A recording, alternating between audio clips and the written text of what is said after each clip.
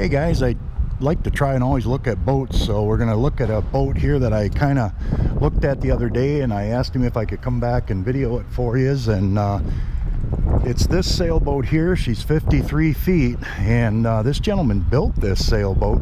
It's all steel hull. He welded everything and put it all together on a kind of some plans, and it kind of looks militant in a way.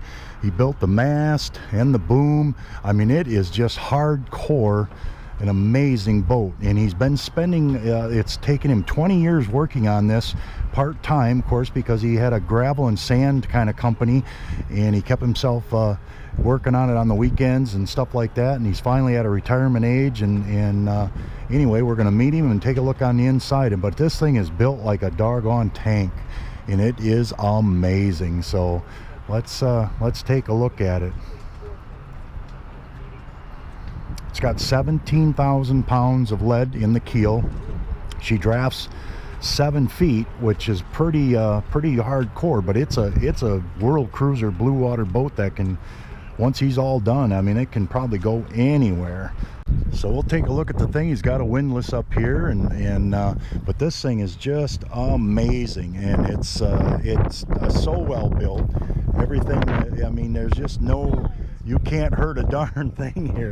But this is the gentleman. His name is Steve, and he built this boat, and we're going to take a look on the inside, and he'll give you a little bit of an idea. But it is truly an amazing piece of art. So let's take a gander at it here. As I said, I was down here the other day, and look at the beam on this. I mean, the width of it and the amount of space it's got available. And we'll take a look at his.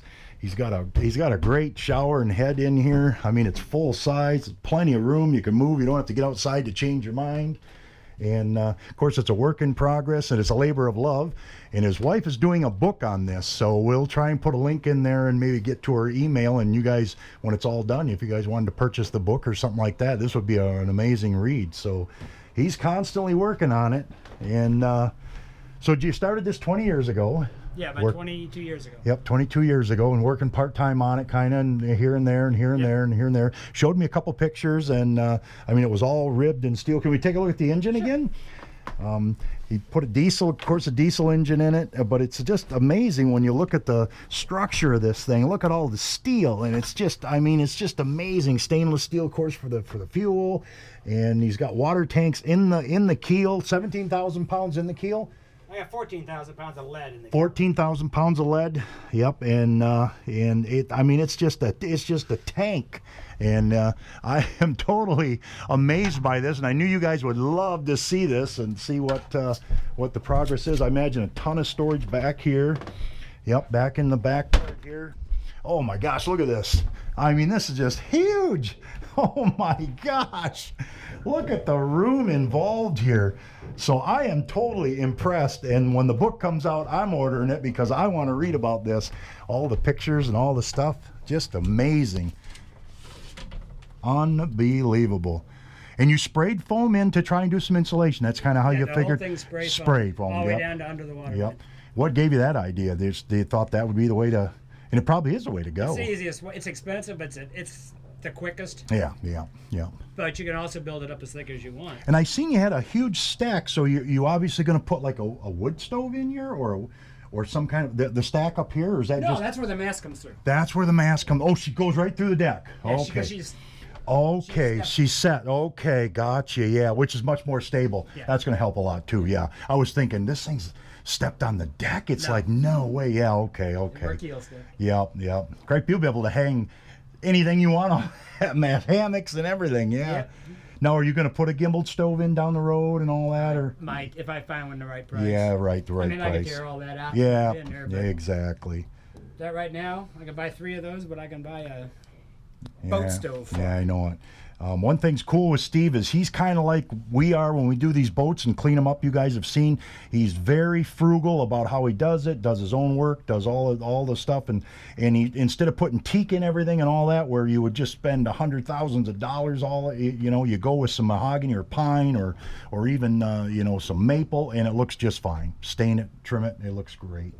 I love the windows because you're kind of watching the water. Instead of being down in that cave, you're up here where you can see. It's large windows. Yep. And they'll take a Are they plexiglass then? Is what you went with? Half-inch plexiglass. So they'll take a C without any problem. I mean, look how thick that is. You can see it actually from the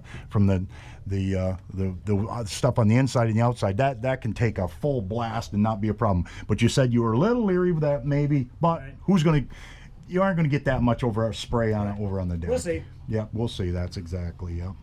It's a lighthouse. I think I paid about 52 for it. Yep. You know, it's a big electric 12-volt. Sure. Everybody loves them. They say it's about the best out there. Probably all is, stainless. yeah. All stainless, yep. And she'll pull that big bitch out of that. Yeah, she'll pull it out, yep. But that is, I mean, that's some serious ass cable.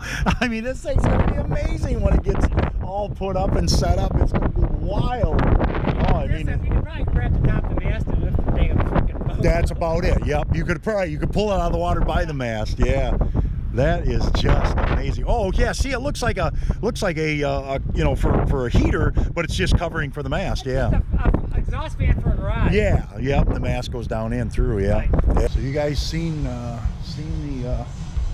windlass he had on there? He said that was the most expensive item. That was all stainless steel. She'll pull 10,000 pounds, and he spent $6,000 for that. But